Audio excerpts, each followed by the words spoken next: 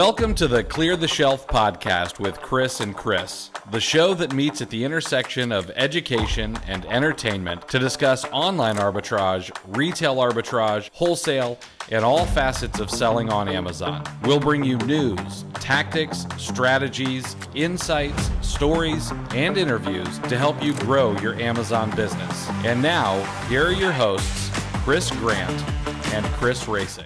What's up, Amazon sellers, and welcome back to the Clear the Shelf podcast with myself and my phlegmatic co-host, Chris Rasick.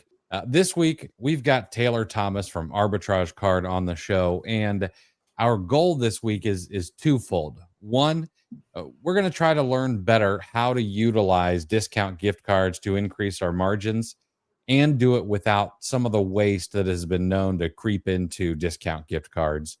And then on top of that, we're going to dive into credit cards and a little bit of credit card hacking to increase our own war chest and create some more opportunities for cash back and travel. But before we get started, you guys know the drill. This show isn't free. It takes us minutes to prepare for each one of these. So if you take something away from this episode, do us a solid, leave us a review on your favorite podcast platform, or drop us a comment and let us know what was useful for you. That digital high five makes us want to keep coming back and bring you more interviews and education to make you a better seller. Taylor, welcome to the show, man. I really appreciate you taking the time to be here. Yeah, man. Thanks for having me here. I'm really excited, and I think this is going to be a lot of fun. Yeah, I agree. I think we've got a lot of stuff to dive into. And speaking of that, before we dive into the litany of questions I want to volley at you, I was hoping you might set the table a little bit. Like, you don't hear a whole lot of people say, you know what, I want to get into the discount gift card space. So, like, what led you down that path, and I guess what really led you to like specializing in discount gift cards for arbitrage sellers? Yeah. So, I actually sold on Amazon for a couple of years back in I think like 2017 and 2018, specifically doing wholesale. So not arbitrage, but wholesale. And it kind of I didn't really have too much success with it. And I had tried a handful of different businesses in general. So like sneaker reselling, in addition to that, also some real estate stuff, Forex, concert ticket reselling, etc.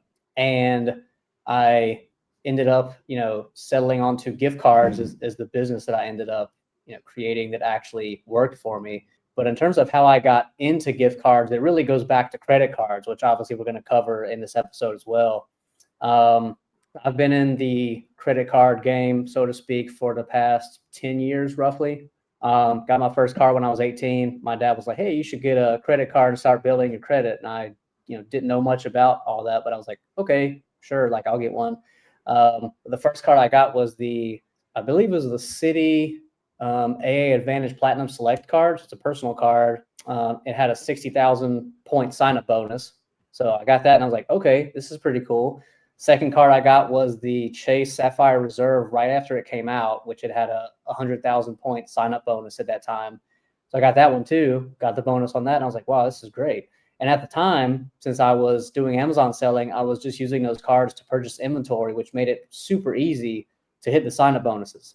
And also in 2018, I started to travel internationally a lot. So I did a 2.5-month trip in South America in the summer of that year. So I did Argentina, Peru, and Ecuador all on the same trip, used points to cover all the flights. So I basically, caught the points bug, so to speak. And from there on, I just started, every few months getting another card. And then towards the end of 2018, I learned about, what they call manufactured spending, which I don't think I'm going to get too much into in this call, but basically ways to, spend money on your card and then get it back and then pay the card off and keep all the points. So you're basically not limited to the, your personal organic purchases that you're going to be making anyway. You're able to do more volume, get more points.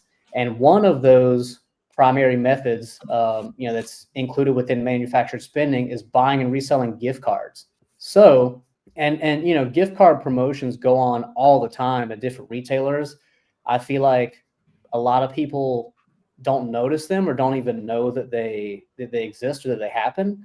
But there's promotions going on all the time. So like places like Kroger, Dollar General, Target, and then a bunch of regional retailers as well. So you got like HEB in Texas. There's Meijer in a handful of states. So there's a lot of that goes on. Then there's also online retailers where they do this as well. So there's like My Gift Cards Plus, PayPal digital gifts, etc. And yeah, they'll have gift card promotions. So they might have Adidas $50 gift cards for $40 through PayPal digital gifts. I've seen that a lot, for example, or a couple of times a year. So basically, what I would do is I would buy those gift cards when they were on sale, resell them to some a gift card company who's basically acting as a middleman who's going to resell those cards to someone else. They'd pay me back, I'd pay off my card and keep the points.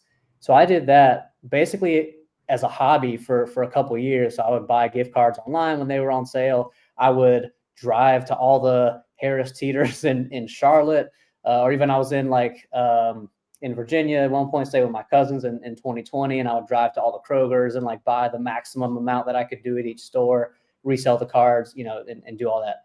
And then in 2020, specifically in April of 2020, so like right when COVID was starting, actually, I was like, well, this is cool, but I feel like I could become the middleman myself and buy cards from other people and sell them to somebody and make a profit on it. And I was like, well, I'm already in all these circles and online communities of basically credit card fanatics or enthusiasts that are doing the same thing. And I also know a lot of Amazon sellers. So I was like, well, I feel like I could take advantage of those personal connections and just, be in the middle and take a small margin on it. So I started doing that in April of 2020, basically for 2.5 years, ran that business just as like a guy with an LLC.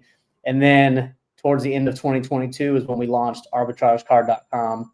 So we can actually have a website where people can go and purchase cards. And, since then we've just continued to add new features, add more brands, and improve, the whole service and platform for people who want to buy gift cards, specifically for arbitrage sellers. Interesting. Yeah, so That's it the story. wasn't necessarily like some big plan. Be like, I found this this really massive gap. It was just kind of being in the right place at the right time to figure out that maybe you could offer this to people who need to use them quite a bit. Yeah, I mean, there definitely are or have been a few gaps that I have noticed, though. So, one thing that I noticed is like, well, pretty much all of the gift card platforms that exist are kind of just geared towards the masses and to, consumers, as opposed to anything that is built specifically for arbitrage sellers. And I remember in 2022, I was like, let me go see if arbitragecard.com is an available domain. So I went and checked. I was like, okay, it is. And I like bought it immediately because I was like, man, I think that's what I want to call this thing. So, for me, I've always tried to focus on the niche of arbitrage sellers. But the other thing, which I know we'll talk about as well, is even though discounted gift cards are in one sense a no-brainer because they give you an instant and guaranteed way to boost your margins. It's like, okay, I bought a gift card at 5% off, just boosted my margins by 5%, like super easy. At the same time, they add additional complexity to, the process of sourcing and purchasing inventory and reconciliation and all that. Because in reality, it would be easier and simpler to just use like one credit card to buy everything, as opposed to, let's say if you're doing $50K a month in sourcing, and let's say that all your gift cards are $500, which is typically the maximum. Now you're having to manage 100 gift cards. And, what happens if you have leftover balances on some of them? What happens if there are returns, things like that. And of course, even if you don't have any issues with those things, when you're making the purchases, now you don't have to just put in, or you're not just putting in one number for one credit card. You're having to put in, 3 or 4 or 5 different gift card numbers. So it just adds additional steps. So I think, those kind of things are where I saw more of a gap in terms of, there aren't any tools built to really solve those solutions or to just simplify or streamline some of those processes. So that's where, some of the features that we built recently come in, to solve those pain points. Nice. And yeah, we will definitely Yeah. get into those because those are very interesting. And Mm-hmm. this all kind of leads me into kind of how I want to kick this off. And there are some people, for the very reasons that you mentioned, who are a little skittish about using Mm-hmm. gift cards, or a little worried. Can we kind of dive into maybe some gift card 101 for people who either haven't used them or they're afraid to use them for one reason or another? Sure. Yeah. So I guess if we just go, really basic and do a true 101, even though we can kind of make some of this concise, like I mentioned, I think everyone knows what a gift card is. And then, you look at, okay, buying a discounted gift card, because obviously you don't really get any benefit from buying a gift card at face value, because you could just go directly to the store and buy whatever products you're going to buy, but if you're buying a discounted gift card and you're paying less than the actual face value of the card. So you could buy a $100 Nike gift card. Let's say you buy it at 6.5% off, which is the rate that we actually have currently right now for Nike. Now you're paying $93.50. So you're adding $6.50 to your bottom line, 6.5% that's getting added, to your margin. And I think in terms of people who are sort of skittish or have stayed away from using gift cards, I believe there's a few different reasons for that. So one that I mentioned is the additional complexity, just the process of actually purchasing the gift cards and then redeeming them for the products that they're going to buy. It's a lot simpler to just use a credit card. And then in addition to that, if you look at the back end management and reconciliation and accounting of all that, it's even more complex. So it's not just the additional steps when you're placing purchases, but reconciling everything afterwards. Because then it's not just, okay, here's this, my credit card statement. There's these purchases on this date at this place, this amount. It's no, I bought these gift cards which I used, on these orders, and of course you've got the whole issue with if you have any that have remaining balances and all that. I think in addition to that, one thing that has been problematic for some people, or arbitrage sellers in particular, let's say with gift cards, is buying gift cards and then it's invalid, or it has no money on it, and you go to use it and it's like, oh, there's no money, and then you have to go back and request a refund or replacement, and sometimes you might have to really fight, to get that. And so I know people who have had bad experiences with that in the past, and they're like, okay, I'm not going to buy gift cards anymore. So I know people who have experienced that, and they decided it wasn't worth it for them. So, those are some of the major pain points that I've seen. In our case, in terms of the, problematic gift cards and the error rate there. So we actually have a person on our team whose full-time job is to check gift card balances before we load them to our website. Now, that doesn't mean that the error rate is going to be 0.000%, but it's very close. And I actually did some analytics a couple months ago to see, like, year to date what our error rate was for cards that we had sold through the website, and it was like 0.24%, I believe. So like very Nice. very close to zero.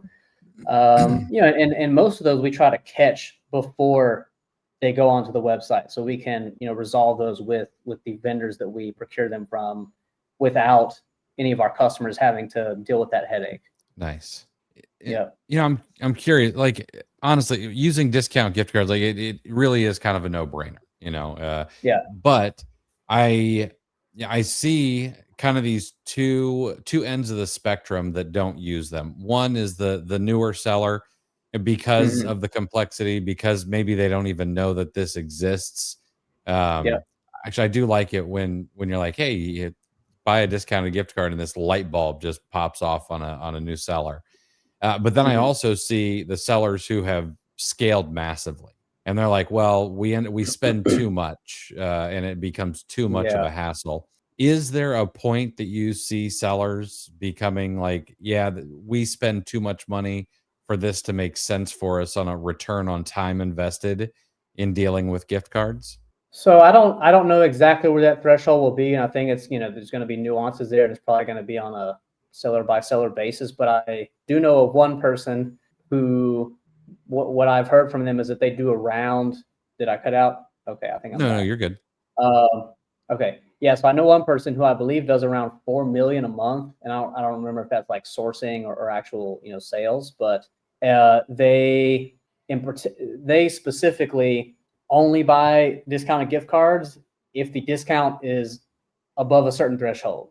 I know some sellers would do that as well. They'll say, okay, so it has to be at least, 5% or 7%, or more than that. And if it's not, I'm not gonna mess with it. But if it is, then I will buy those. So that's an interesting thing there too, is it's not just black and white. It's not that they won't use them at all. It's just that the discount amount has to be high enough for it to make sense for them. That makes sense.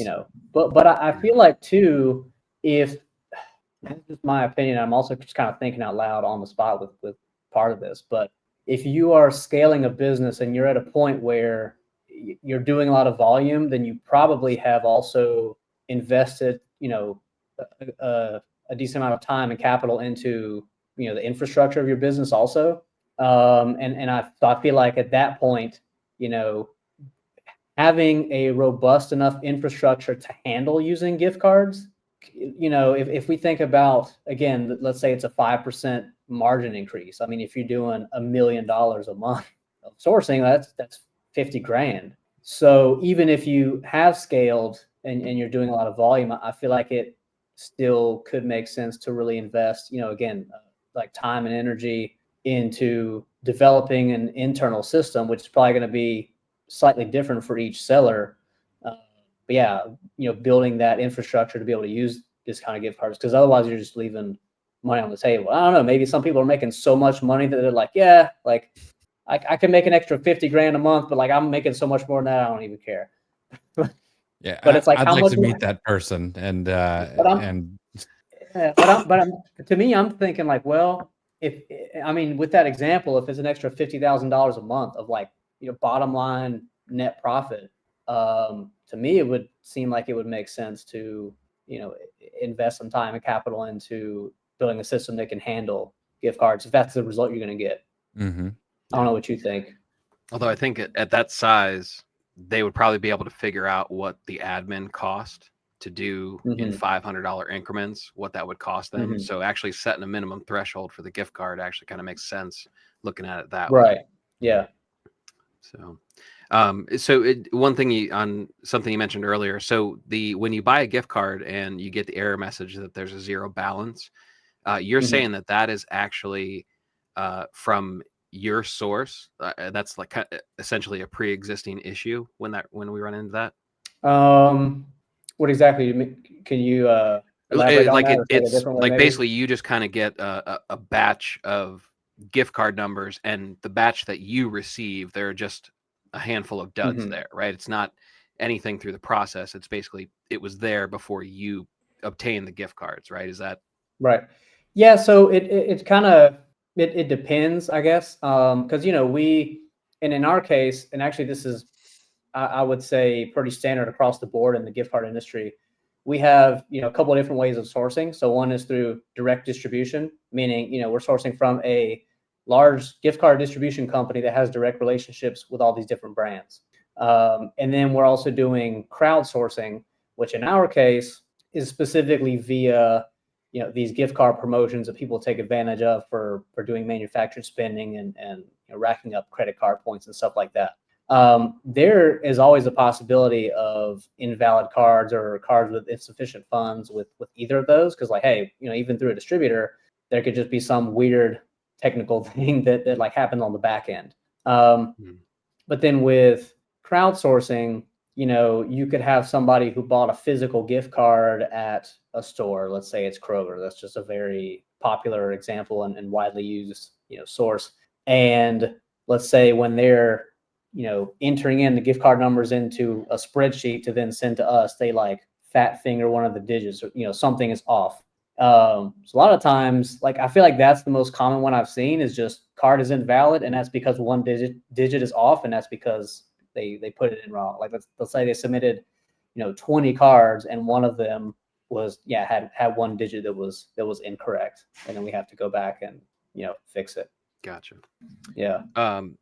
So Taylor, I've been, even before I was in any kind of commerce at all, I've always been fascinated by the economy of gift cards. And there's, I remember a very long time ago, I heard some sort of number like 25% of gift cards go unused, and I don't think I know anybody that doesn't have a birthday gift card just sitting at the bottom of a drawer. And when you heard that figure, you knew exactly the scenario that something like that would happen. And that's always been fascinating. Kind of explains the extra juice that like a Chili's will run, like buy $50 gift card, get $10 free. And I've always found it really interesting. And you have mentioned finding upwards of $3,000 in unused gift cards from one of the sellers that uses your services. And I'm curious, from your perspective, how does that happen, number one? And then how many sellers, do you think, are hemorrhaging money like that without even realizing it? I feel like the percentage of sellers who have remaining gift card balances is probably a lot higher than we might think. I mean, maybe all of them, I mean, maybe the amounts aren't that large, or you might have people who have, $5 or $10 or $20 or something, but then you might have some who have thousands. And honestly, because we were just talking about, scale and, okay, at what point does it, not make sense to use gift cards? That's a big factor as well, because if you're doing, several $100,000 a month of sourcing, or even seven figures, and you're using gift cards, you really want to make sure that you're not forgetting about any cards or just leaving the balances there, because you're essentially losing money. So you might think that, okay, I'm adding an additional 5% or 6% or 7% to my margin, but what if there's cards that have balances on them that you don't know about? Okay, that percentage is now less. So, and in that specific example of the $3,000 that we essentially saved somebody, so that was when we were just about to launch the automated balance checker, and I was I went ahead and just sort of offered that as a service to some of our bigger bulk customers before we even launched it publicly. And I was like, hey, I'm just going to go in here, export all the gift cards that this customer has ever bought, upload them into the balance checker system, run it, and see what it gives me in terms of if there's any cards that still have balances. And I actually did that for a few different customers, and multiple customers within that group had $2,000 to $3,000 of gift cards that were just sitting there. And some had partial balances left, so it might have been some random amount, let's say $27.53 or something, right? So they used most of it, but not all of it. But then you had a couple of cards that were just totally unused. So like $500 here, $500 there. So I think that's kind of that's a big risk with a gift card as well. And it's normally, or I should say historically, has been a thing where a lot of times you don't even know that it's happening. So you don't even realize that loss is there.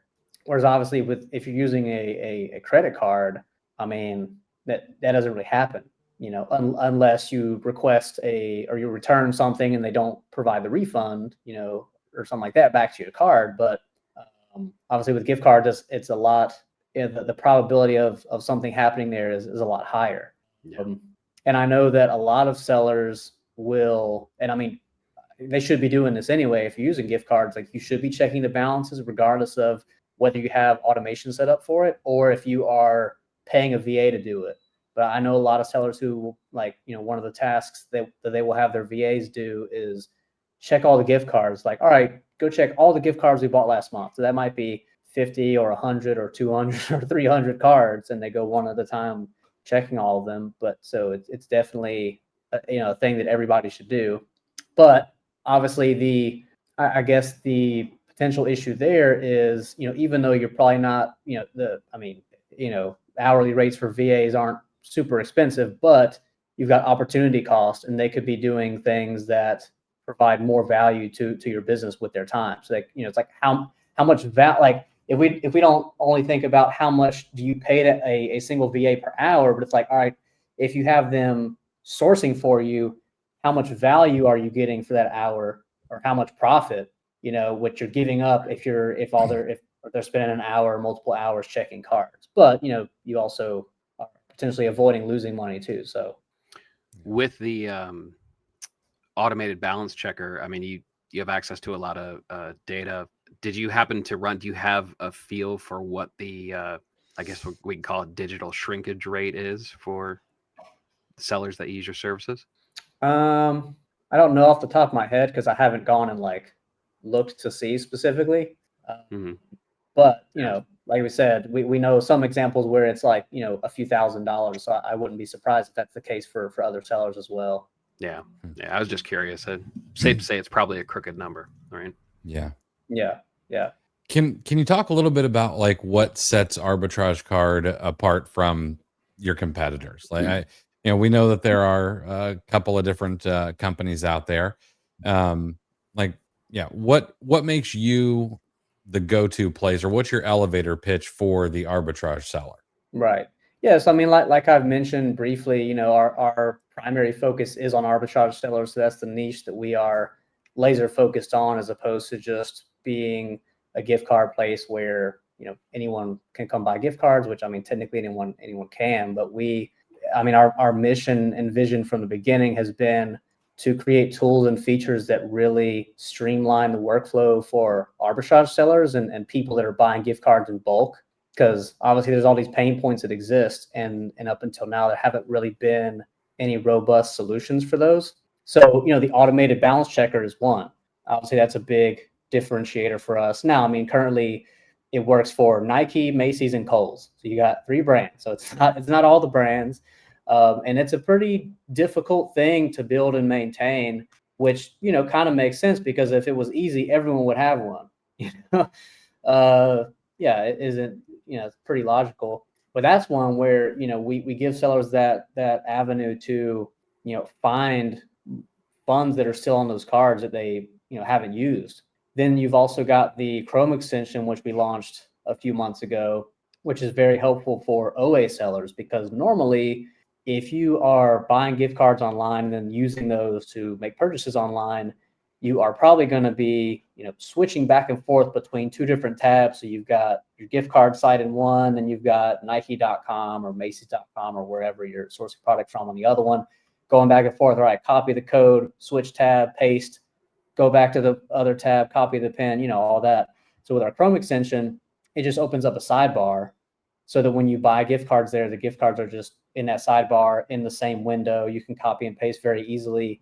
It also gives you the option to generate an exact amount of cards that match the dollar amount of your order. So instead of you having to buy, let's say 5 $200 cards, if your order is, $973.84, just to make a random number, you could type in that specific total dollar amount, and our system is going to generate several cards that end up totaling that exact amount down to the cent. And that's for most of the brands that we have. Some of them we don't have the custom amount option, and in that case it just gets as close as it can, but it'll still generate multiple cards to get you there. And you can also go in and mark all those cards that you just used as used, and tag the order number from the retailer, so from that website, with that batch of cards. So that's helpful for reconciliation later on. There's also the gift card dashboard that we launched a few months ago as well. So it's just an easy way to have, one centralized and clean interface where all your gift cards just appear, all the cards you buy. You can sort, filter, perform bulk actions, keep track of which cards are used and active. And you also can export all that data if you really need to, if you want to have it externally. So those are a few things. And then also just the custom amount gift cards, that in and of itself. So if you want a gift card for a very specific amount, again, as opposed to being limited to, $25, $50, $100, $200, $250, $500, one of the standardized dollar amounts. For a lot of the brands that we offer, we have the ability to do the custom amount. So you pick any amount you want within a range. So for Nike, I believe it's anywhere from $10 to $250, right? So if you need a $125.73 gift card for Nike, you can generate it.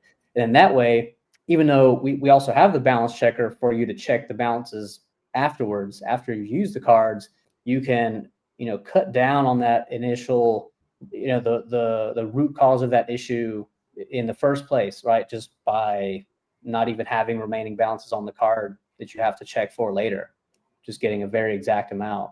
Then there is also the 3x credit card rewards payment option that we're working on that we expect to launch within the next couple weeks. So we have a new payment processor account which triggers 3x points on the Chase Inc. preferred. So, which normally with this kind of gift cards, you are going to be limited to something like a Spark Cash. So getting 2%, unlimited cash back on everything with no category restrictions, or even a, Chase Inc. Premier, where you get 2.5% cash back on purchases of $5,000 or more. But, you're not really able to get up to that 3% or 3x or higher, bonus point range. Whereas with this, that will enable you to do that. So you'll basically be able to stack the discounts with additional credit card points / cash back. So you're basically getting the best of both worlds there. Yeah, that's awesome. That's huge. I tell you, Taylor, even before I knew that you were going to be a guest on here, I've been so impressed with some of the things you guys are rolling out. I've even given you free shout outs just based on your emails that I receive. And I've made sure to let the community know because it's awesome. Can we stay with the Chrome extension for a little bit? Because that was one I think I immediately went to the community and started relaying that information as soon as I read about it. Sure. I think it's huge to be able to stay on page, and to be able to attach the order number to it, which that's going to help with any, returns or cancellations and stuff like that. So it's going to kind of smooth that obstacle, smooth that friction that some of these sellers have. Think about the headaches in the future, what ifs, kind of run through your mind.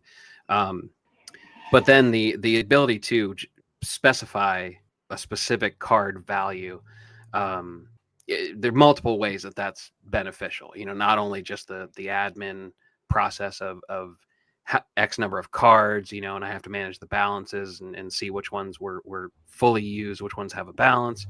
You have sites that limit you to 2 gift cards max. You're helping circumvent that obstacle as well.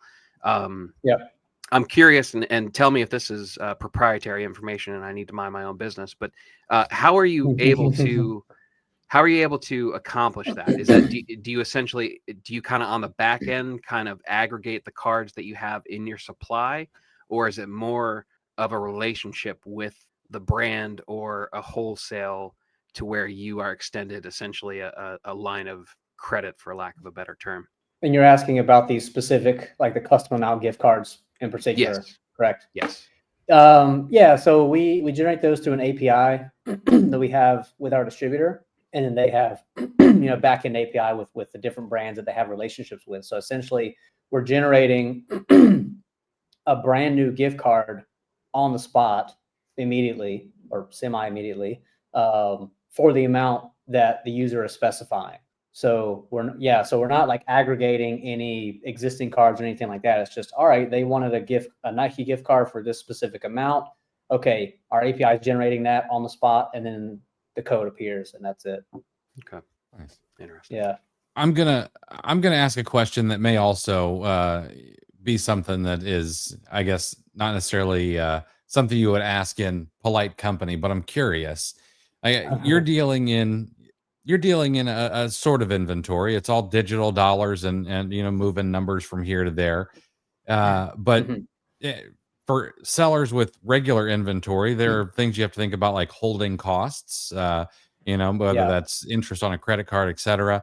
Is there holding costs in your business? There definitely are. So we've had to develop an internal inventory management system and basically look at like, okay, for each brand, how much do we normally sell in terms of total dollar amount volume for each brand on a monthly basis. So we look at the past, 4 or 5 months and do an average of that. Then that, spits out a number. And then we say, okay, like we want to probably avoid having more than, 50% or 75% or whatever we want to, say there, depending on kind of what season we're in with the market at any given time. Like, okay, we want to like have all that data so we can say, all right, what's the maximum that we should have in stock of like actual pre-stocked cards. So not cards that are being generated through the API on the spot, but actual stock that we have uploaded to the website. So codes, gift card codes that already exist. So we do that internally because we have had situations in the past where we stock up on some brand because we're like, yeah, we sell a lot of this, or recently there's been a lot of demand, whatever, and we stock up, and then all of a sudden the demand just like goes away, and we're sitting on 6 figures worth of some gift card brand for a month or 2 months or 3 months. And then, obviously that is capital that could be used for other things, to stock up on other good opportunities and promotions, or to just have to pre-fund the API account to generate those custom amount cards. So, and in, the gift card world, the fact that it's high volume, low margin, that's the kind of business model that it is. Cash flow and inventory management is such a huge piece of it, because otherwise, if you're holding too much of inventory that's not moving, that causes problems. Yeah, absolutely. Interesting. Thank you for listening to the Clear the Shelf podcast. My magnanimous co-host Chris Rasick has put together a gift for you for being a listener. It's called the Monthly Goal Tracking Spreadsheet, and it's free. The spreadsheet will help you break down and track how much you've purchased, which should be a leading indicator of how much you will sell, and then you'll be able to track how much you've sold as well as your estimated monthly profit on a daily basis. This will all feed into the daily averages so you can ensure that you're on track to meet your goals each and every month. Grab it for free today over at cleartheshelf.com/goal-tracking. Thanks again for being a listener. Now back to the show. I want to get into a little maybe advanced gift card strategy. Well, actually, but before I go there, I've got another question, and you can also tell me that I can't really talk about that if you need to. But yeah, a couple months ago, or maybe a year ago, I can't remember, but there was a time when it seemed like the entire gift card market was just having a fire sale. Are you allowed to talk about like what were the reasons behind that now that we're so far removed? And if so, is there anything to be on the lookout for to what might cause that to happen again in the future for us to take advantage of? Yeah, so I do not expect the same thing or anything similar to happen again in the future. Now, anything is possible, and before that, time period, if you had asked anyone, they would have said the same thing. Like, no, I don't think we'll ever be seeing 15% off, 20% off, rates on cards. So it's like, well, okay, no one has a crystal ball. But basically, for I would say like for 6 months or maybe even a little bit more than that, starting in like last fall and then going through, I guess, April or May of this year. So there was a specific app where, a lot of different companies were sourcing gift cards from at astronomically high discount rates. And I still don't understand why those discount rates were being offered. I think it was something where they had basically a lot of venture capital that they had raised for their company, and this is just speculation I've heard from other people, and they were trying to like use all of it as much as possible. So they just decided to like, all right, we're just going to sell these gift cards at a loss and bump up our sales numbers or something. So I don't know exactly what the reasoning was there, but we and a lot of other gift card companies were taking advantage of it as much as possible. But I don't see where that's going to happen again. So I think that might be done, but who knows? Anything can happen. Why am I not surprised that that venture capital or private equity had something to do with it? Always and again, coming in and messing things up. Yeah, that's just my guess and what I've heard from other people who have speculated. So who knows? There might be something there that I'm missing. But I don't know. It was fun while it lasted. Right. It sure was. All right, let's dive into a little advanced gift card strategy. You mentioned that there are some times where there are peak times where there are major discounts Mhm. outside of the freak periods. Yeah. And how can someone who is a sophisticated seller or strives to be a sophisticated seller, is there any way to predict when these higher discounts may come around so they can capitalize on those spikes? Hmm. I don't think that there's a way to predict in advance, but I think that, one thing that is obviously helpful is if you're able to jump on it very quickly when it appears. So you might not be able to know ahead of time, but like when you see, discounts start to start to rise across the board, or for whichever stores you tend to shop at, if you're able to, pounce on that from the beginning, I think that's where, people could extract a lot of value from it. But at the same time, I think there has to be, somewhat of a balance there, because if you just go and buy a huge amount of volume when there's discounts are going on, I mean, I feel like there has to be some sort of inventory management similar to what I mentioned for what we do internally. It's like, okay, we normally sell, around this much of this brand per month. So, for an Amazon seller, it might be, okay, we normally source around this much from this brand per month. So if we stock up when there's these, higher discounts going on, how many months or how many weeks is it going to take us to move through all that gift card inventory? And if you don't have a large amount of capital in the bank, so not just credit, but actual capital for that, and or you aren't using some 0% intro APR business credit cards or something like that, you need to be careful there, because if you're just using normal credit cards and you're not able to pay it off before the payment is due, then all right, you're looking at interest fees and things like that. So maybe it's something where obviously you're going to buy, if the discounts are higher, you're going to buy more than you normally would, but without going crazy and messing yourself up. Yeah. So yes, so stockpiling, obviously it's nuanced as far as each individual seller's capital, but do you have any other strategy, kind of putting your experienced seller cap on?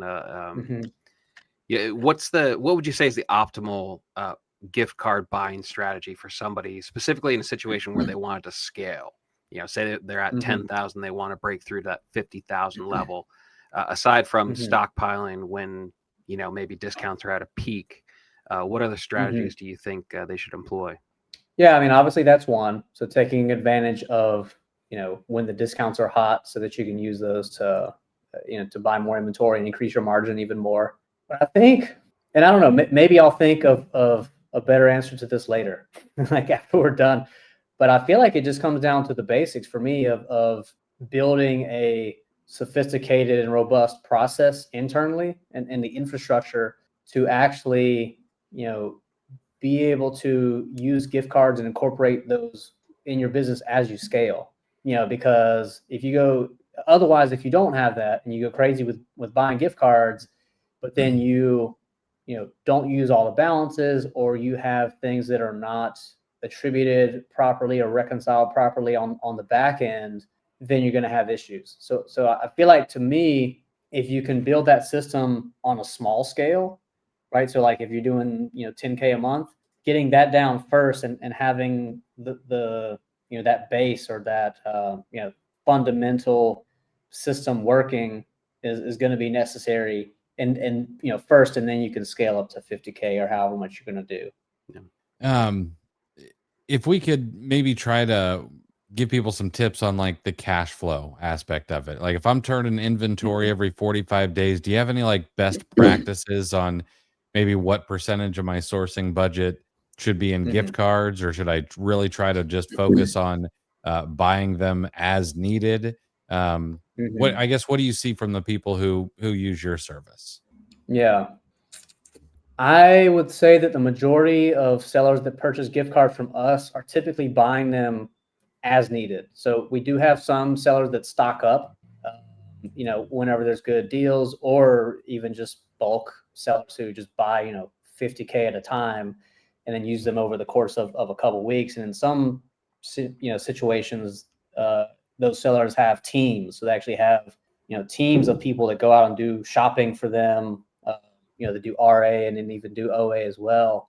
But most of them are just buying as needed. So they already have, their cart set up on whichever website they're going to buy products from. They already know what their order amount is, and they're going and buying gift cards, and then, they're using the gift cards pretty much immediately. So I feel like that's what most sellers do, which I think is helpful, because you never know, like you could stock up on something and say, well, I shop at the store a lot, but then afterwards, all of a sudden, I don't know, the thing that you used to buy is no longer in stock, or the price changes or something. So I think you do have to be careful there. Now, at the same time, there are some additional things that people can do to help with cash flow. So one is 0% intro APR business credit cards, which, we'll talk about a little bit too, because then, you're not having to worry too much about, paying the entire balance off when it's due to avoid interest and things like that. So, there's some additional things that can be done to help. Nice. Yeah. Yeah. So you mentioned credit cards, and we do want to dip into that, because I think it's almost like the second life of untapped, just profit and incredible perks. Like Amazon itself is, selling on Amazon using these gift cards, these strategies, like that's a viable business. But then there's this whole other world that you can open up with credit card perks. And if I remember correctly, you have upwards of 30 credit cards active, or somewhere around there, and you've gotten 6 figures worth of 0% APR capital. Can you walk us through your system for managing this and preserving any kind of credit score while you do it? Sure. Yeah. So I think there's like 5 or 6 responses that come in my head to some of the things you said there. So, yeah, one thing I was going to say, the first thing I thought of is I have heard of people who actually would, buy and sell things on Amazon just to get credit card points. So not even for any profit. They would basically break even. So they're doing a form of manufactured spending and selling stuff on Amazon at no profit, and their credit card points and rewards are their profit. Mm-hmm. So that's how much people love cash back and points. In my case, so yes, I currently have 30 cards, so 30 exactly.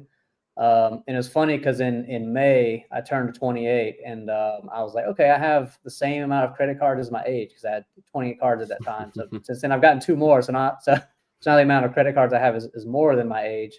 But and I mean, I've gotten, I would say probably 37 or 38 that I have that I've gotten all time, but a handful of those are closed. But yeah, I've got 30 currently that are open.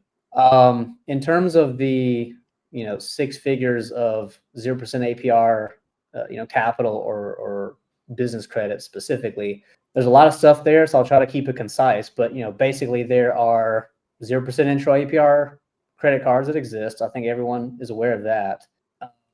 But one important thing to call out here from the beginning is that you really want to go for business cards that have 0% intro APR, because if you do that on personal cards, which this ties into the credit score stuff, and I can elaborate more, once I get to that in a few minutes, but your credit utilization rate is one of the key factors to your credit score. It determines what your score is. So the big 2 are payment history and your utilization rate, and combined they make up 65% of your credit score. So if you go look at like a chart of the FICO score factors, it actually shows you the percentages of how much each factor actually influences your score.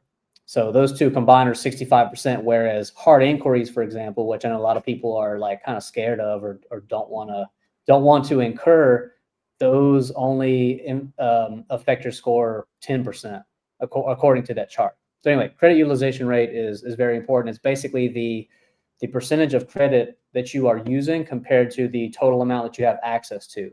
That being said, when you look at your personal credit report, whether it's on Equifax, TransUnion, or Experian, the vast majority of business credit cards are not going to show up on there. which means that any balances you have on those cards are essentially hidden from your personal credit report. Now they might show up on your like business credit, like Duns and Bradstreet and that kind of stuff, but we're not going to talk about that really today. But at least on your personal report, that's not going to be there.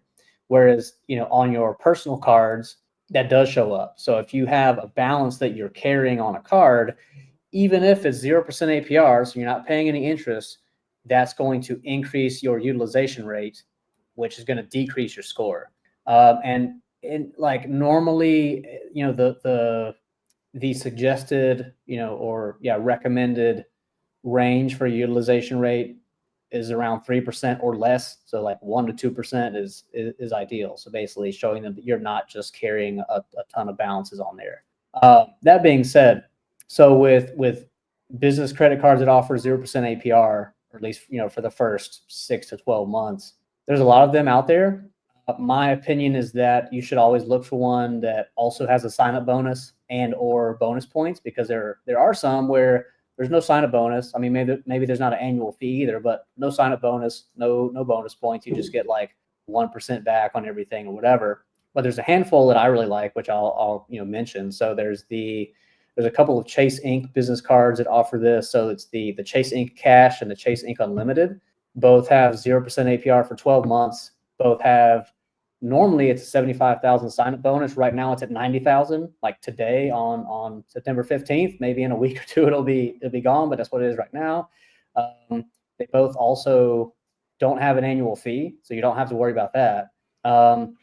And the Chase Ink Cash gets 5x on office supplies up to $25K per year, and then the Unlimited is 1.5% cash back unlimited. So it's like you got a sign-up bonus, no annual fee, 0% APR for 12 months. Like that's a pretty amazing combination,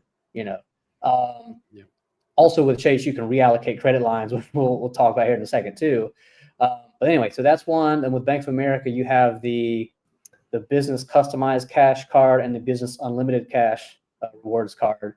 Both of those have 0% APR for 9 billing cycles, so essentially 9 months, no annual fee. And then it's kind of the same as or it's very similar to those two Chase cards. I mean, both these pairs of cards are essentially sister cards, but with the customized cash, you get 3% cash back on, a handful of different available categories. Office supply, I think, is one, just like the Ink Cash. And then on the unlimited cash rewards card with Bank of America, you get 1.5% cash back on everything. So anyway, great cards there. You got the Amex Blue Business Plus and Blue Business Cash, 0% APR for 12 months, no annual fee. Sign-up bonus on those is normally around $250, but sometimes there will be targeted offers that you might get in the mail for a $500 sign-up bonus. It's actually pretty similar with those two Bank of America business cards, because I just realized I forgot to talk about the sign-up bonuses for those, but it's normally around $300 for each one. So there's those. The Amex Business Gold card just recently stopped having the 0% APR for 6 months as an option or included with the offer, but it had that for the past few months. It still includes it for certain targeted offers though. So like, if you get a targeted mailer from Amex for that card, which normally comes with an elevated sign-up bonus as well, it probably will include the 0% APR. The only other ones I can think of are the U.S. Bank Business Triple Cash, and then there's the Wells Fargo Signify, both of which are 0% for 12 months, no annual fee, $500 sign-up bonus. Then I know the Wells Fargo Signify has 2% cash back unlimited. U.S. Bank Triple Cash is 3% on a handful of categories. So anyway, like 6, or I guess technically 9 cards that have 0% APR, which are business cards and also have sign-up bonuses and other perks. In terms of what I did in particular, so last year, I think this was in August, I got, and I apologize if my Wi-Fi is being not very good right now. That's all right. Okay. Yeah, I'm in this hotel, so I'll blame it on them. But there you go. Anyway, so the first card I got was a Chase Ink Cash. It was the 5th ink card that I had gotten just all time. So I already had, some ink cards with Chase that had, some credit on them. So I got this new Ink card. They gave me a $45,000 credit limit, which is already obviously a really good start there. And then I asked them to reallocate $23,000 of combined total credit limit between my other 2 Ink cards over to this new one.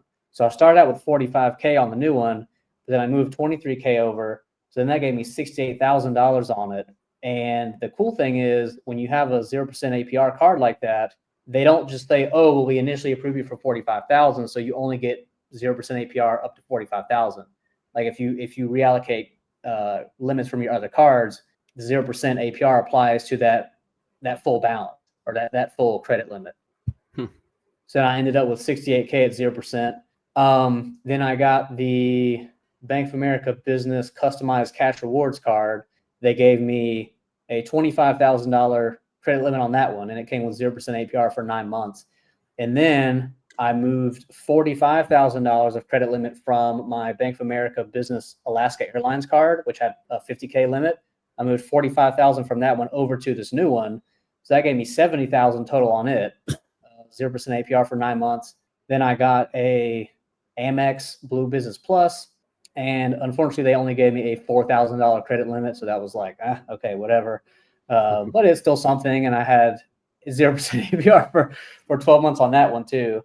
And the interesting thing was that with that one, I couldn't really reallocate any credit limits to it because with all my charge cards, those don't even have like a credit limit in the first place. And then I did have an Amex Amazon Business Prime card that had like a $15,000 credit limit, but they said that since it was a co-branded card, so it was a partnership between Amex and Amazon, they don't do credit reallocations between those. So anyway, I ended up with 142K between those 3 cards of 0% APR. And then in January, I got the other Bank of America business cards, or the unlimited cash. They gave me 25K on that. So then I moved, and apparently the minimum that I could keep on the other 2 business cards while keeping them open was $1,000. So I moved everything from those 2 over to this new one.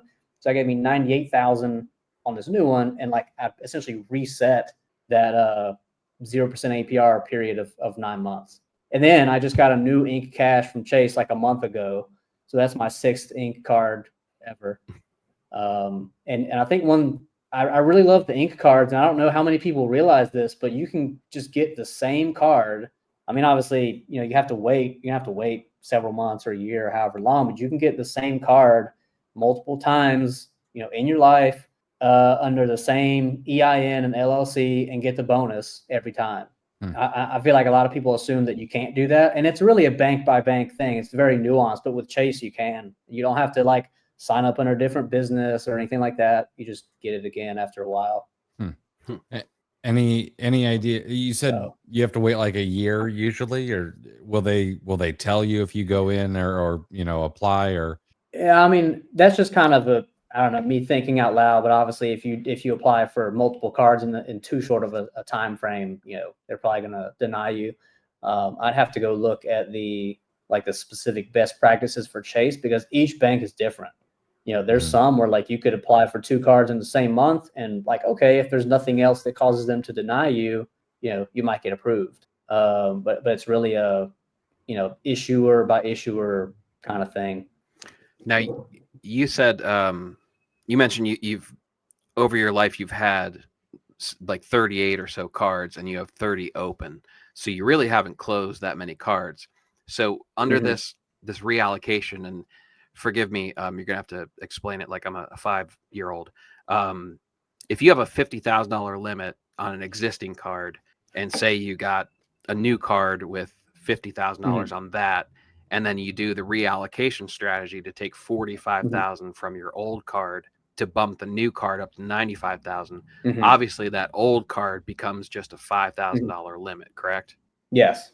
Okay. Yep. So essentially, that's almost like a soft close, because you're basically moving it to the new card to take advantage of the 0% interest, and you just kind of have a small availability on that card. But if there's no annual fee, you can keep it open, which helps your account history, the length of time that you and had credit. Yeah, and I mean, pretty much any card that has no annual fee, like there's no real reason to close it. And I feel like some people assume that having more cards is bad in some way, but that's actually not necessarily the case. So if you manage all of your cards properly, meaning your utilization rate is low, your payment history is very high, so 99% or 100%, and you have no derogatory marks, having more cards is actually better for your credit score. So if you go on Credit Karma, for example, and you go into your credit score and you look at the different factors, so you'll have payment history, utilization rate, like your average age of accounts or length of credit history, the total number of accounts that you have, and then the recent hard inquiries that you've gotten. If you look at the total number of accounts, the higher the number is, like they actually view it as better. So with mine, the amount of personal cards that show up, if I go look in Credit Karma, is like 21, I think, and it says excellent beside it. Whereas I've helped some other people with their credit scores, and like I go into theirs and it says that they have 4 cards, and it says it has like a red circle and it says like needs work. So actually having more, if you're managing them all properly, is actually better, which is kind of counterintuitive, but that's just how it works. I noticed on some of the cards you're getting some fairly good limits. Is there a strategy for that? Or is there a way to maybe turn the tide in your favor other than the U.S. bank card? We know they're going to be stingy. Yeah, I would say, obviously just having a healthy and, high credit score is going to be helpful there. Also having established history with each bank. So if you already have some cards with them, with whichever bank it is, it's probably going to help to some extent. I know in my case with Bank of America in particular, at that time, we were using them as our primary bank for the business. So we had, just a bunch of money sitting in there. So I don't know if that helped, but it might have in terms of them feeling comfortable with giving me higher limits. It was like, hey, he's got all this money in here. He probably has enough to pay off these cards. And if something happens, we could just grab the money or something. But yeah. And then with Chase, I don't know. I think with my personal cards combined, I've probably had or opened, 10 cards with them in my life. So it's probably a thing where they were, just got to the point where they were comfortable with me. But I also, kind of a contrasting example to that, I did get the U.S. Bank Business Triple Cash card, one of the 0% ones that I talked about a couple months ago. And they gave me a $4,000 limit. And I'm like, what the heck is this? Like, what am I supposed to do with that? So yeah, it's nuanced. It's a bank by bank thing. Mm-hmm. I've heard you talk about applying for multiple cards like in a single day. What's the strategy there? Why would I want to do that? And how would I choose what banks to apply with in the same day? Yeah, so part of it's probably just going to be personal preference. I've done that a few times just because I'm like, hey, I would rather just go ahead and get, I don't know, I feel like it makes it simpler for me to get 2 or 3 cards in the same day and then be working on the bonuses, as opposed to I'm going to get this one this month and then this other one next month and do it there. I'm just going to do them all. I'm just going to batch that task essentially.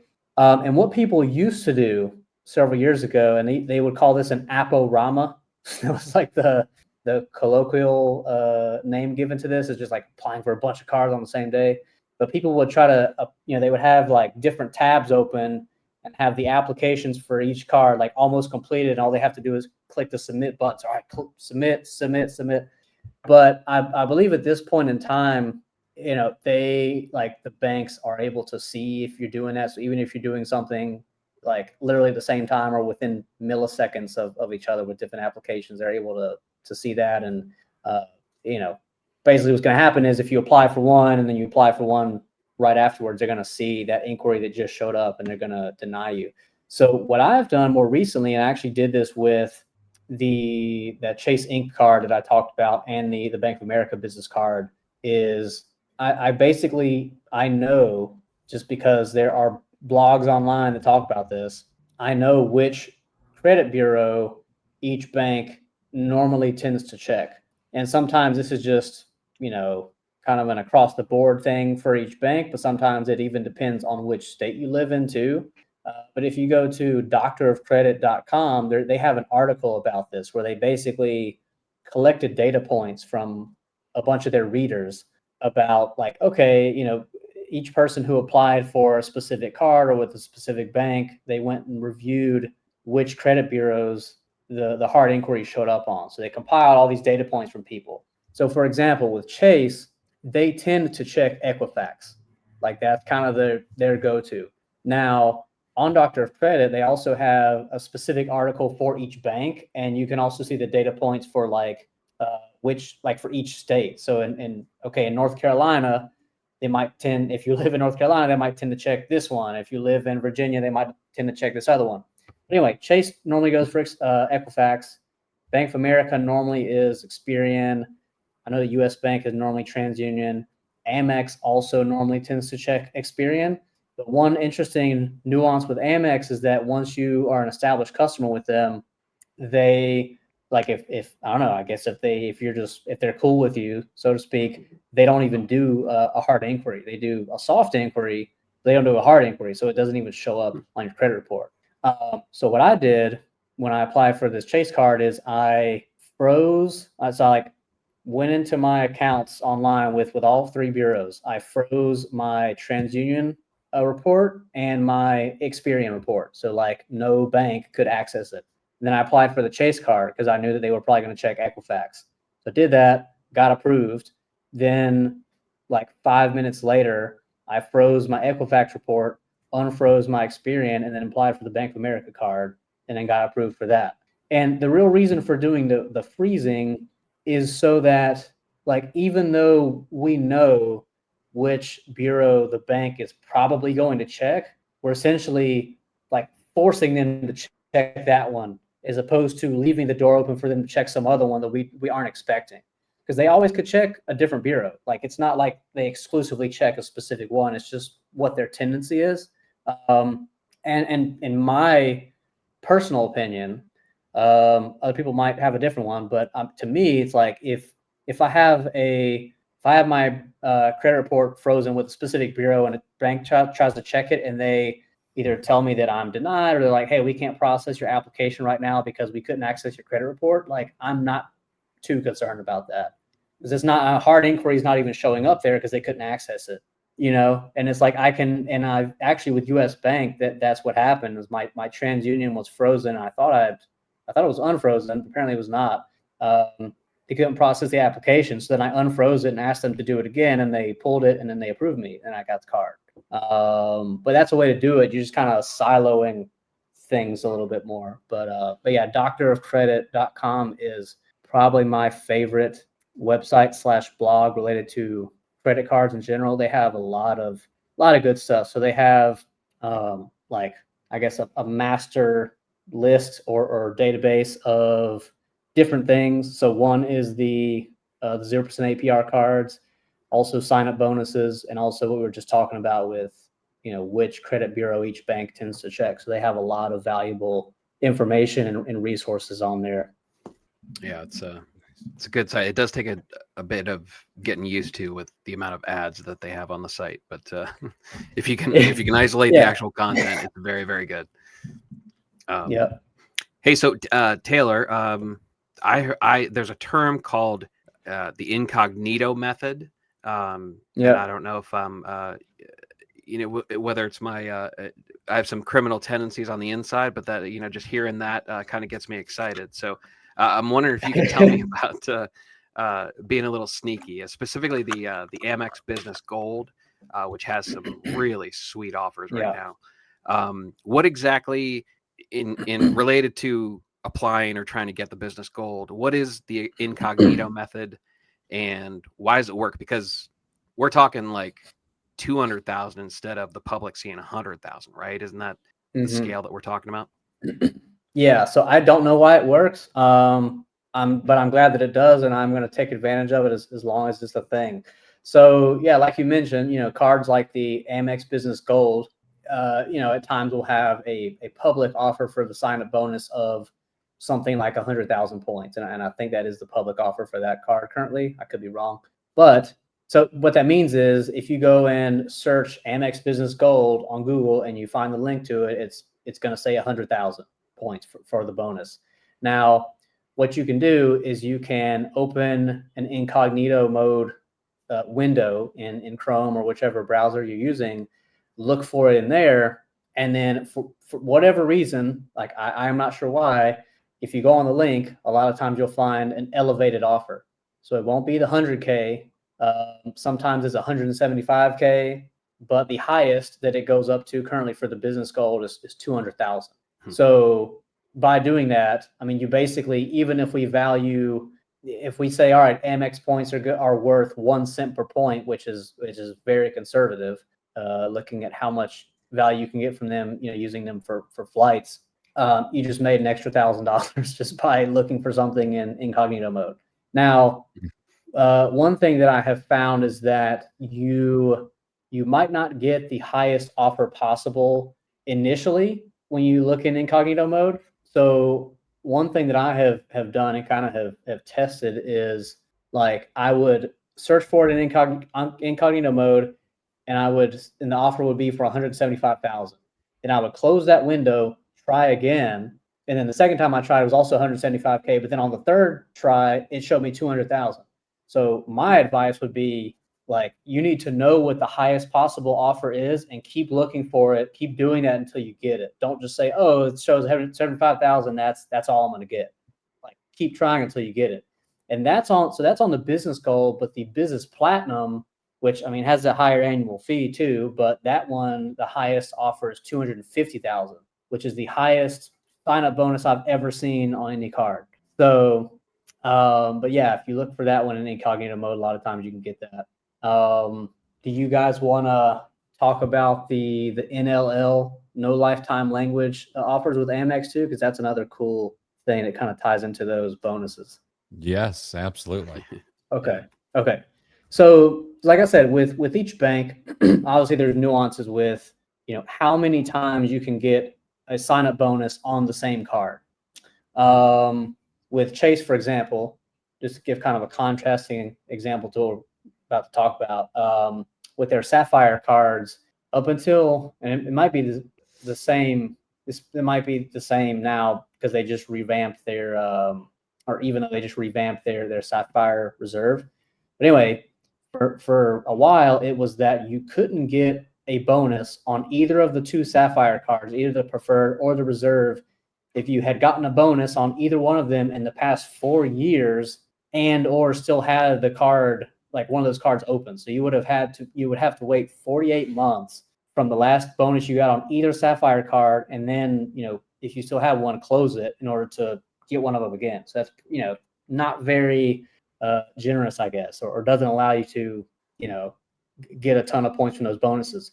With Amex, their, official rule is that you can only get the bonus for each card once in your lifetime. That's the specific verbiage that they use.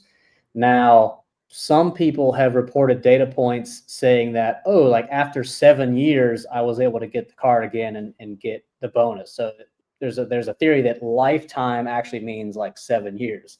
Now, I don't want to have to wait 7 years to get the bonus again on an Amex card that I've already gotten. I'd like to get it before then. So one thing that you can do, or hope that you have the opportunity to do with this, is take advantage of the NLL offers. So NLL stands for no lifetime language. Basically what happens is Amex will sometimes send you targeted mailers, so targeted offers in the mail. I feel like most people have probably gotten these at some point where it's like, all right, there's this card, maybe even for, one of the ones we're talking about. So let's say the business gold, where it says, okay, the public offer for this is 100,000, and they have a big slash through it, and they're like, all right, we're going to give you 175,000. Now, what you can do is actually take out the offer, and then look at the fine print on it, and basically, if they don't have that verbiage in the fine print that says, and it's normally near the top, that says you can only get the bonus for each card or for this card once in your lifetime, then it will allow you to apply for that card again using the specific, RSVP code that they give to you, and you'll be able to get the bonus again. So in my case, I've gotten the business platinum card, I believe, 4 times.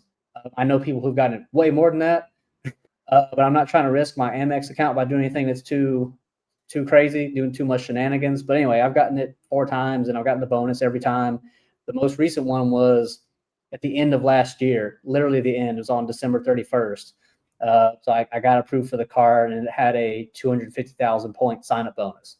So not only did it have, a bonus of 250,000 points, but it was also the 4th time I'd gotten that card. It was because it had didn't have that lifetime language. So it essentially bypassed that rule. So you can do it with the business platinum, you can do it with the business gold, but you have to basically get an offer from them in the mail, or if I don't know how common this is, but there might be times where you can even find a public offer online that doesn't have that verbiage in it. But yeah, that's a way to essentially bypass that rule and take advantage of that loophole, to get the bonus multiple times on the same card. And then another cool thing that I did with those points, and I'm mentioning this just because this was my entire strategy for when I applied for this card, is that at that time there was a loophole, which is now closed, so you can no longer do this, that allowed you to transfer Amex points indirectly to Alaska Airlines, which is huge because Alaska Airlines miles/points are extremely valuable.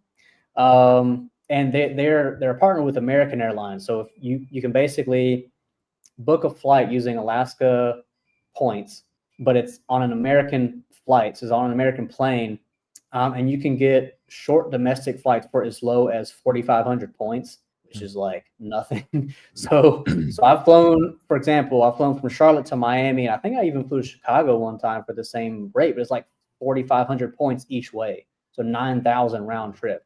Now imagine transferring 250,000 Amex points to Alaska.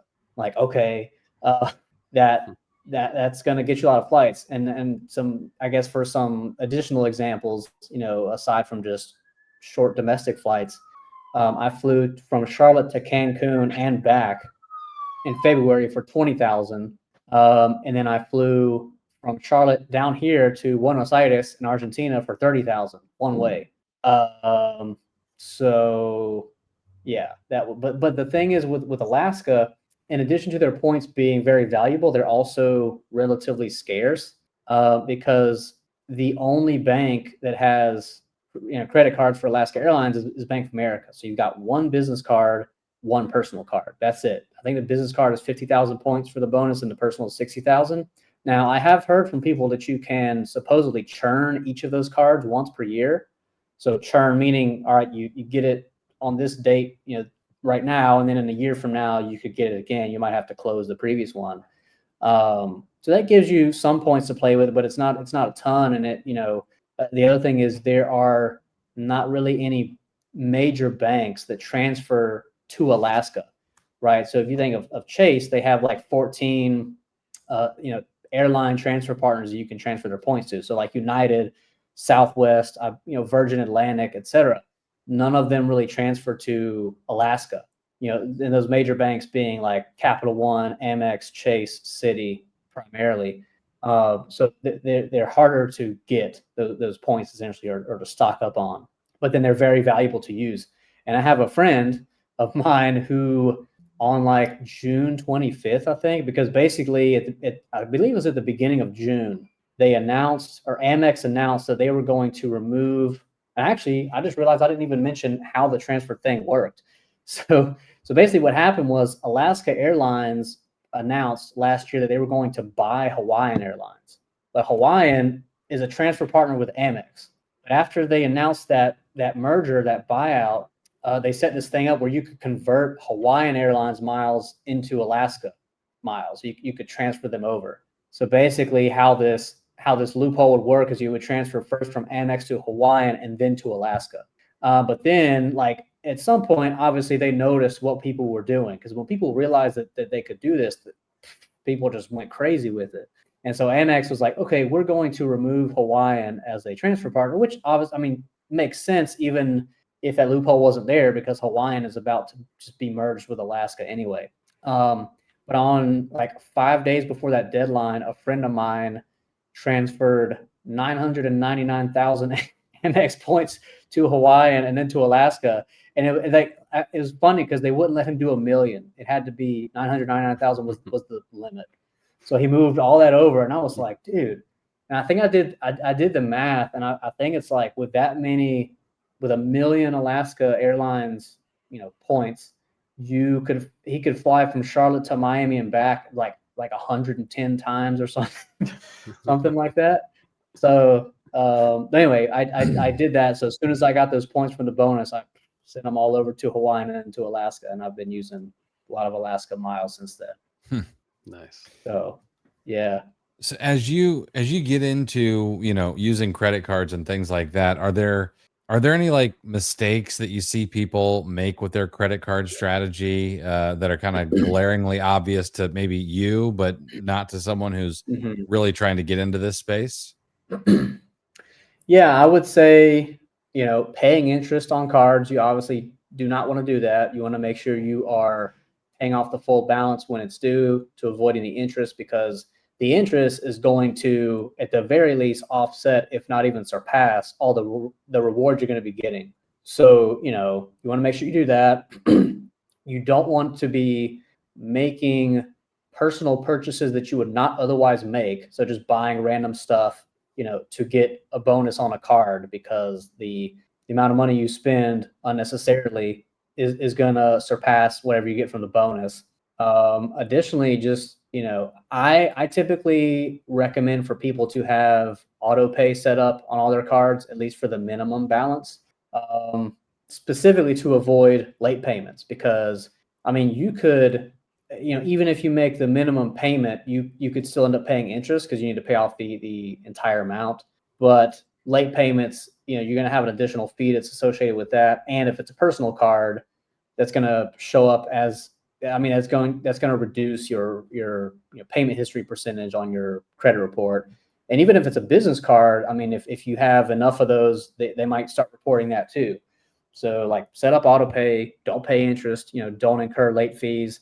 And then also one thing that we were talking about earlier with the 0% APR cards, but this applies even if you don't have cards with 0% intra APR, is you don't want to be leaving balances on on your personal cards and increasing your utilization rate on your credit report, because that's just gonna mess you up there. And in the past, I've had that happen like several years ago, where I just wasn't really on top of my credit card balances, and it wasn't like I had like any personal debt or stuff that I couldn't pay off. I just like forgot, and wasn't really paying attention to it. And it was like, okay, I had like 2 or 3 straight months of missed payments that then showed up on my credit report, which, reduced my payment history a little bit. So, it didn't destroy my score or anything, but it could have been easily avoided. So, those are the main things. Perfect.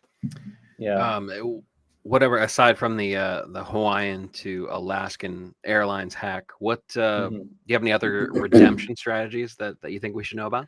Chase to Hyatt is a very good one. So you can get a lot of value out of Hyatt points. So one example that I'll give just from my personal experience is earlier this month, I was in Mexico for a little bit, in Monterey specifically, and I stayed at a Hyatt place for about 10 days. And so Hyatt has, different categories of properties. So like a Hyatt Regency is, I think, normally a category 3 or 4. So they're going to charge you more points per night. But the Hyatt Place and Hyatt House properties are category 1 a lot of the time, or most of the time. And so with those, you can very frequently get stays for 5,000 points a night, which is pretty low. And if you think about alternative ways of redeeming 5,000 points, with Chase, you can, very easily cash them out at 1 cent per point. So 5,000 points, you could cash out as $50, and they would just send it to your bank account, or apply a statement credit. But at this specific Hyatt place in Mexico, the cash price per night was like $150. So instead of me cashing out, 5,000 points for $50, I was getting, one night at a hotel that would have cost $150. And I was honestly surprised by how nice the hotel was. Because again, it was a category 1. So it's like the lowest category possible with Hyatt, but it was very, very nice. And they had free breakfast every day for like all the guests. And I didn't even know that that was a thing. I assumed that I had to have globalist status for that. But I think what they said is that at all the Hyatt, like at any Hyatt place, breakfast is just included. So it's like I'm not only, getting the hotel stay for that, I'm also getting a free breakfast. So the value from that was pretty good. I mean, at the very least, 3 cents per point, which is very good. Not even trying to like quantify the cost of breakfast into that. But that was a really good one. And then, so besides that, I mean, normally the most, the most value you're going to be able to get is from flight, and specifically transferring to transfer partners. So most of the time I do not book travel through like the Chase travel portal, for example, or the Amex travel portal. I have in the past, but most of the time, and I feel like most people are more familiar with that than they are with transfer partners. That would be my guess. It's like, oh yeah, I know you can book travel through Chase, like their portal. You can use points and whatever, and it'll cover your, the cost of your flight. But most of the time, transferring to travel partners gets you more value. What I pretty much always use for that is point.me. There are some competitor websites to them that I have not used, but point.me for me is awesome. So you basically, just put in the, your route. So your airport you're flying out of, the airport you're flying to, the dates, and also if you want economy or first class, and it's going to show you all the different options of how you can book that flight using points. And you can sort, or you can sort based on the quickest option, the cheapest option, or like their favorite option, which I don't know what criteria they use for that. But you can see all the different options. And I think, they literally pull in data from, like, as far as I know, all of the different airlines and all the different points programs. You can also filter. So if you say, all right, well, I only have Amex points, I don't really have anything else, then you can apply a filter and say, all right, only show me things that I can book using Amex points, even if I have to transfer from Amex to somewhere else. So point.me is awesome. And actually, for my flight from Argentina, which is coming up soon, going to San Antonio, going back to the States, I looked on point.me and it showed me that I could book a flight on United for 30,000 points through the Avianca rewards program, which I can transfer to from Amex. Also Capital One. I forget if Chase has them as a transfer partner, but anyway, so I transferred 30,000 Amex points to Avianca and then booked it through their website, and it's on a United flight going from the bottom of South America up to Texas. Like, okay, 30,000 one way for that long of a flight, like that's pretty good. But yeah, like that one's good. I've also seen Flying Blue is also a really good one too. So if you're flying to or from Europe, and I actually, because most of the Arbitrage Card team lives here in Argentina, but there's a couple team members who live in Europe. So there's one in the Canary Islands and one in Spain, and they actually came down here last month, and I flew them down here on points, and it was through Flying Blue. So I transferred from Capital One to Flying Blue, booked it through Air France, and I believe it was 35,000 points for each flight one way. And of course, I found that through point.me. So, pretty good value there. I mean, again, flying from Europe to Argentina and the same thing back for 30 to 35,000 points, or, from North America down to the bottom of South America. Like you can't really get much better than that. Well, you might be able to. Virgin Atlantic is also pretty good. I've heard of people getting flights from the US to Europe for like less than 20,000 points one way. And I don't remember if that's like kind of a standard thing that you always see, or if it's only on certain dates or when certain opportunities come up. But I mean, I always try to maximize the value I get from my points on flights and use as little as possible. But I feel like there's a lot of people who don't do that. And again, just look at like, all right, what's in the Chase travel portal, or what's in the Amex travel portal, and that's all that they do, as opposed to using transfer partners. Mm-hmm. Yeah, that's a good example of how powerful this is. Like that $20,000 deal from the U.S. to Europe. I mean, two people going to Europe and back, you can do that 3 times if you grab the $250,000 bonus with the Amex Platinum. Like that's what we're talking about. The possibilities with this travel hacking. Yep. Awesome. Yeah, it's pretty insane. The farther down the rabbit hole you go, it keeps on getting even more wild. So. Mm-hmm. Speaking of going down that rabbit hole, this ends up becoming, or it seems like it becomes a lot to manage, a lot to keep track of. Mm-hmm. So like, what's your stack for keeping track of all your cards, all your points, maybe even keeping track on what your redemption strategy should be?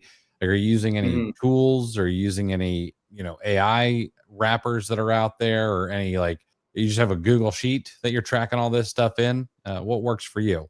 So in terms, because you got, a few different things there. So in terms of my cards, so like all the cards that I have, when they were opened, the credit limits, the current balances, I have all of it in a Google sheet. So in that sense, I'm pretty simple with that, or with that piece of it. When it comes to redemption strategies, I mean, I just go on point.me. If I'm like, all right, I need to book a flight soon, I just go on there and plug in the details and see what the best rate is. Even though, since I've done it so many times, I kind of know what to expect. And I, a lot of times I'll be like, okay, I feel like I know how much it should cost for me to do this flight through a specific airline or points program.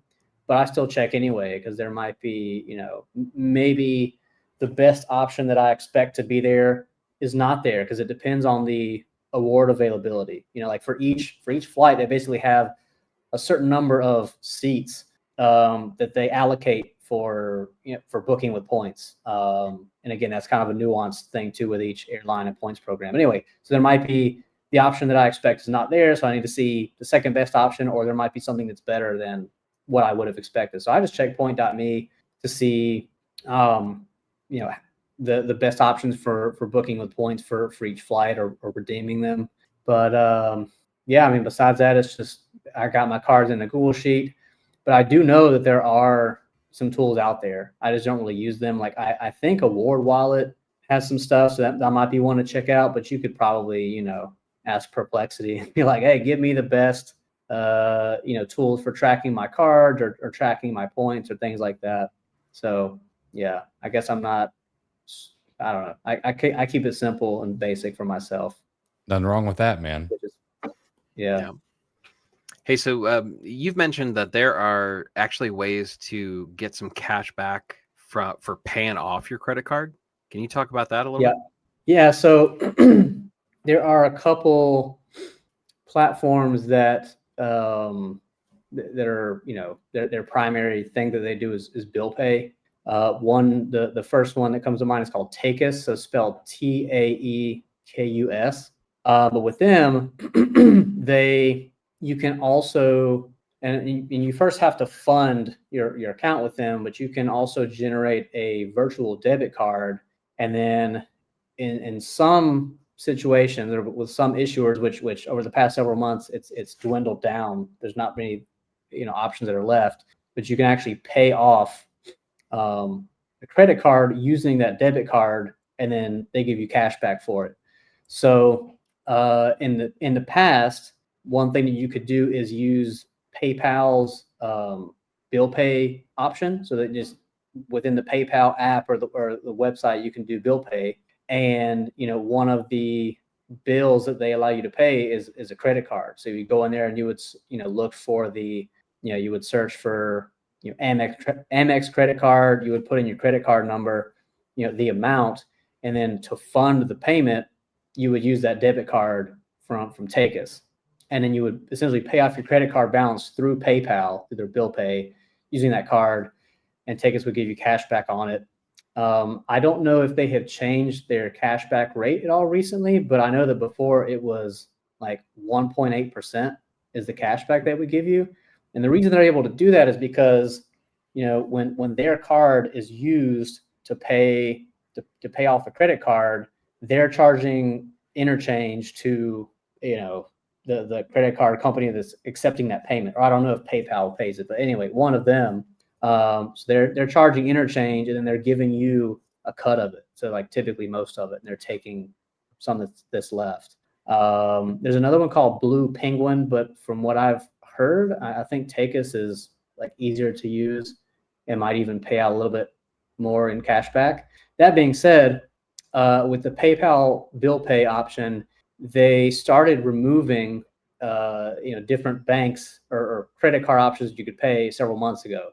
And at one point it was like with Amex, you could still pay off, I believe it was personal card, but not business cards. But the maximum you could do per payment, or the maximum you could do per day per PayPal account, was $1,000. So they had these like restrictions, and then they just removed it completely. So you can no longer do that with the majority of banks. So you can't do it with Amex, Capital One, Chase, Barclays, I don't think.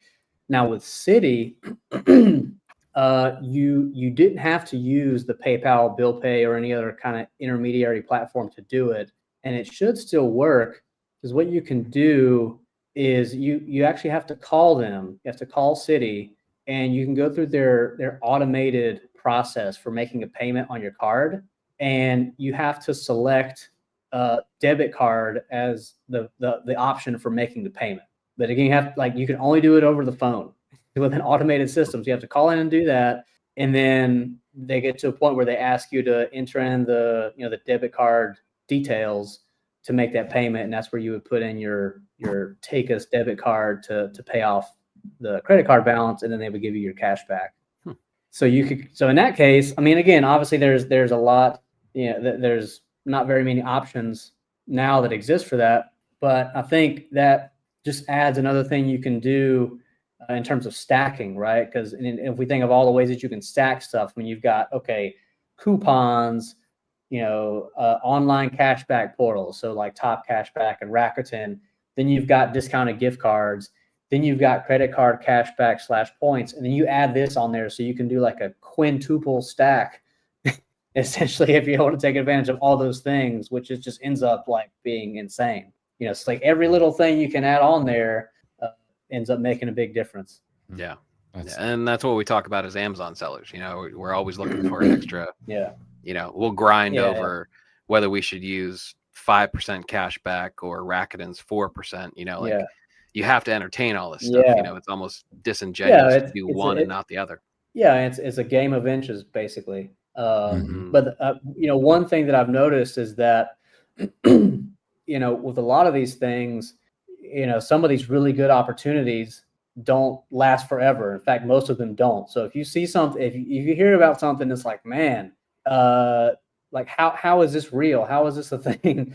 It's like some insane cashback rate, whether it's via a portal or a credit card or a really high discount rate on gift cards, or even something like this where you're getting cash back for paying off your credit card. It's like, well, okay, at some point that's probably not going to be available anymore. So you definitely want to take advantage of it while it's here. Obviously, there is that that balance of like not screwing up your cash flow or inventory management or anything like that. But as much as you can without having any significant like negative side effects, you want to take advantage of opportunities like that when they're around. Because there's now I'm thinking of other examples of stuff. So one is and I think these still exist, but they're a lot less common. They're very rare now, are the Amex employee card offers. So a few years ago, Amex would be doing these targeted offers where, on a business platinum card, you could add employee cards. And on each employee card, they would essentially give you a sign-up bonus. So the highest offer that I ever saw, or the best one, was you spend $4,000 and you get 20,000 points. So you're basically getting 5x. But that's actually not including just the base spend. That's the points that you get for spending $4,000. So you're actually getting 6x. But the real kicker here was that they would let you get up to 99 employee cards, and each one would have that bonus. And they would also let you put your own name on all the cards. So they didn't have to be actual employees. You would just I'd put Taylor Thomas on all of them. And what some people would do to kind of keep track is, because since you can't put a number, like a numerical digit in the name of the card, so people would put like Roman numerals. So it'd be like Taylor Thomas I, Taylor Thomas I, to have like that, have all of them numbered. But then basically, what that would mean is, let's see. So you could do, you could spend $396,000 and let's see, and end up getting 2,376,000 points, basically. So what people would do is they'd have all these employee cards, and they would say, all right, I got to spend 4K on each one. So all right, spend 4,000 on this one. All right, get the next one out. And they would do that until they, finished it. So you basically be getting, 6x points on everything for like 400K.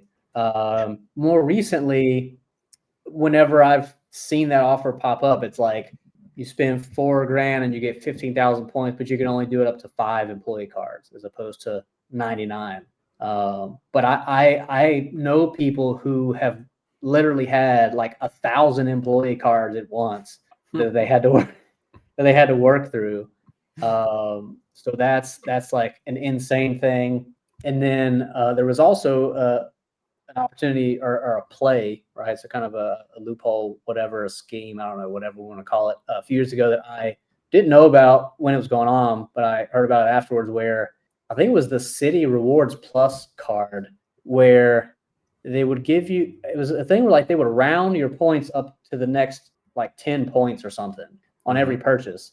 So what some people found out is they could make purchases of 1 cent and it would give them 10 points. And they would, and I think around that time you could also like pre-fund your Amazon balance just as a buyer, to buy stuff on Amazon. You could just pre-fund it from a credit card. So people would do like a bunch of 1 cent transactions to get 10 points for each one. So you're basically getting like 1,000x on that. So like, yeah, and of course that doesn't exist anymore because like, people find loopholes for things, they exploit them and abuse them, and then it's gone. That one, they only recently got rid of that, because I had a City card that did that. They would round up their thank you points. That's only recently has that gone away. Yeah. Interesting. Yeah. Lots of crazy stuff that people find and do, but normally when it's going on, you don't hear about it publicly. Or if you do, then it's about to die, because then everyone's going to start doing it, and then it's going to be shut off. So normally you don't hear about that stuff. You have to like really do a lot of networking and have one-on-one conversations with people to know about it. A lot of parallels between people who churn credit card points and selling on Amazon, it seems. Those best conversations are belly up at a bar. Hey, so I want to turn it back to gift cards for just a moment. You mentioned earlier that you added like 50 new brands recently. Doing this and with all the brands that you do carry now, are there any categories that you see the highest demand for across gift cards? So, I mean, I feel like if we're talking about just the highest demand across all of them, like the ones that I would mention are not going to be a surprise to anybody. So, shoes and apparel, health and beauty, and then, stores that carry everything. So Target, and then you've got like Home Depot and Lowe's, so things like that. So I feel like all the, more popular stores are the things that come to mind for me, but I've also seen, certain, maybe not different categories, but certain brands that we've added recently that the volume is not crazy, but I'm like, okay, there's some demand for this. So like, Puma, Finish Line. I think I even had a list here somewhere, but a few that several that we added that I was like, okay, I didn't think there was going to be a lot of demand for, but there was. So let's see, like Famous Footwear, Staples, Wayfair, PetSmart, Boscoffs. So handful of examples. Nice. All right, got a few quick questions to wrap things up. If you could choose one credit card to use from here on out, which one would it be? Man, that's kind of tough. I did spend a few minutes thinking about this though. So I mean, if we're talking about, the highest possible cashback rate on everything, unlimited with no category restrictions, because that's the first thing that comes to mind for me. It would probably be the Bank of America Business Unlimited Cash Rewards Card. So that's the one where you get 1.5% cash back. That's the base rate, and that's on everything. There's no categories that it's tied to or locked into, and there's no cap on it. So it's in theory unlimited. But the cool thing with Bank of America is that they have their preferred rewards program, and there's a few different tiers, but the highest one is Platinum Honors. And to get Platinum Honors, you basically have to hold $100,000 you have to have $100,000 average daily balance for 3 months. So you could just have 100K in there and keep it in there for 3 months, or you could drop like $1 million and have it for several days and then take it out, and that would still get you there. But with that with that higher tier, the Platinum Honors tier, what that does is it increases the cashback rate on your cards by 75%. So you go from 1.5% cashback to 2.62% cashback, and that's unlimited, no category restrictions, and there's also no minimum transaction amounts or anything like that, because you got the Chase Inc. Premier, which gives you 2.5% back, unlimited with no category restrictions, but it's only on purchases of $5,000 or higher. So on this one, I mean, both have their own requirements, because which one do you want to do? Have to spend 5K plus on everything, or have 100K in Bank of America for 3 months? Now you could still do, I mean, you could have it in a CD or something like that that's giving you some interest, so it's not just sitting there doing nothing. And in theory, even though this is, I don't know, kind of more advanced, I guess, you could even get some 0% APR business cards from other banks, convert that into capital, kind of pick how you would want to do that, and then just have capital and put that in there if you don't already have the capital to do it.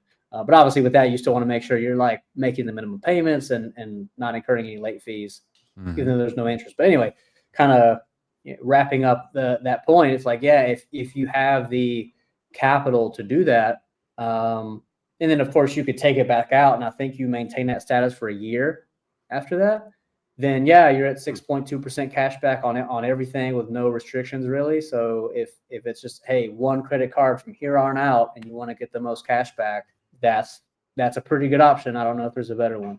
Nice. Yeah. 2.6 on anything for a year. That's, you can do a lot of damage with that. You can, yeah. We always ask this question, particularly interested in your answer, since you have a nomadic streak to you, being in Argentina, headed to San Antonio soon. Yeah. What is let's cap it at $500 or less. What is a purchase that has improved your life or your business the most in the past year? So mine actually is not even a physical thing. So the thing that comes to mind for me, I don't know why, this is the first one I think of, is the Waking Up app. Have either of you guys heard of that? No. No. I think my internet was okay. Okay, so we go. so it's called the Waking Up app. So it was built by this guy named Sam Harris. Okay, am I back now? Yep, we got you. Okay. Yeah, so it's called the Waking Up app. It's by this guy named Sam Harris, who I forget what his story is, but I mean, basically the app contains a lot of just discourses and talks about like meditation and philosophy. It's got like one part of it, it's on like stoicism. So there's just a lot of wisdom in there that can help with a lot of different things. So just like reducing anxiety, being calmer internally, developing resilience, and whenever you face adversity and stuff like that. There's a lot in there, but the stoicism section of it is one that I like a lot. And I feel like, Chris, I've seen you, I don't know how often, but I feel like I've seen posts from you on Facebook that have come from like some stoic philosophy potentially. Am I wrong about that? No, I may be a Ryan Holiday fanboy a bit. Okay. And all his stoic books. Cool. I'm going to check that out. What's it's like, Yeah, go I ahead. was gonna say, I think it's like 120 bucks a year, but there's also, if that's like too much for anybody listening, there is an option on there. You might have to look for it where they give like a scholarship, and then you can get it for half off. So it's only 60 bucks a year. So, just Nice. wanted to mention that in case anyone's like, yeah, $120 for a year is too much for me. But it offers a lot of value. So Yeah, I'm gonna check that out. Is there a book, a podcast, or a video that's had like a substantial impact on your life or your business over the past 6 months? there is. I'm actually going to grab the book here in a second because I have it here on the other side of the table. Oh, nice.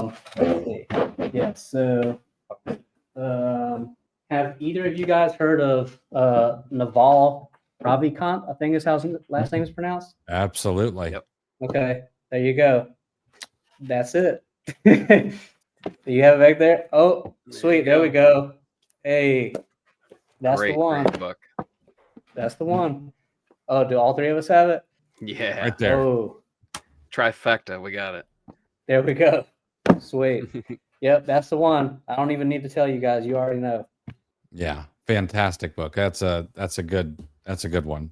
Mhm. People are they're gonna want to follow you. They're gonna want to find more out about Arbitrage Card as they listen to this. Where can we send people to learn more? So, first place would just be arbitragecard.com if you're interested in buying discounted gift cards and seeing some of the features that we have. We're also on Instagram at just at arbitragecard_. And then I don't know if anyone uses email still, then info@arbitragecard.com is where you can reach me. I personally am not super active on social media, but I'm on Facebook too. So yeah, any of those places, depending on each person's individual preferences. Perfect. I'll make sure those are all linked below. Cool. Make sure to check them out and give them a follow and all that good stuff. So we always end with a quote, and I had a couple for this week, but I think this one is the right one. It comes from Warren Buffett, and the quote is, "Whether we're talking about socks or stocks, I like buying quality merchandise when it is marked down." I thought that made a lot of sense for, that's kind of what we do. We want to buy quality merchandise. We want to buy quality gift cards, and we want to do it all at a discount so we can make a few bucks on our investments. So nothing wrong with taking a little page out of Uncle Warren's playbook. Taylor, this has been fantastic, man. I really appreciate you hanging out with us for this last 2 hours. Yeah, man, I appreciate you having me on. This has been a lot of fun.